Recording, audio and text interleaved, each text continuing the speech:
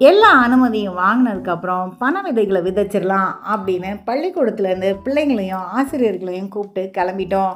அங்கே போய் விதைகளெல்லாம் ஒருத்தராக எடுத்து பிரிச்சுக்கிட்டாங்க. கொண்டு போயிருந்த கடப்பாரை கம்பி எல்லாத்தையும் வச்சு சின்ன சின்ன குழிகளாக எல்லா இடத்துலையும் எடுத்துக்கிட்டோம். மண் ரொம்ப மென்மையாக இருந்தது, மழை தூறிக்கிட்டே இருந்தது. எங்கள் கூட ராமகிருஷ்ணன் ஃபாரஸ்டர் வந்திருந்தாங்க. அதனால அவருடைய ஆலோசனையின்படி வேக வேகமாக நாங்கள் எல்லாத்தையுமே நட ஆரம்பித்தோம். பிள்ளைங்க எல்லாருமே ஆர்வமாக நட ஆரம்பித்தாங்க. அவங்களே குழி எடுக்கவும் ஆரம்பிச்சிட்டாங்க.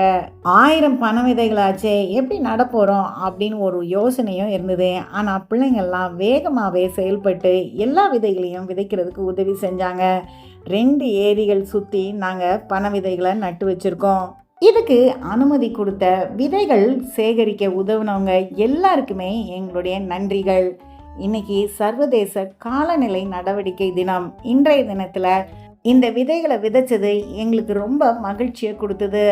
எல்லாமே முடிஞ்ச பிறகு உதவி ஆப் மூலமாக நாங்கள் பண விதைச்ச இடத்த பற்றியும் எவ்வளோ விதைச்சிருக்கோம் அப்படின்றத பற்றியும் நாங்கள் பதிவேற்றம் பண்ணியிருக்கோம்.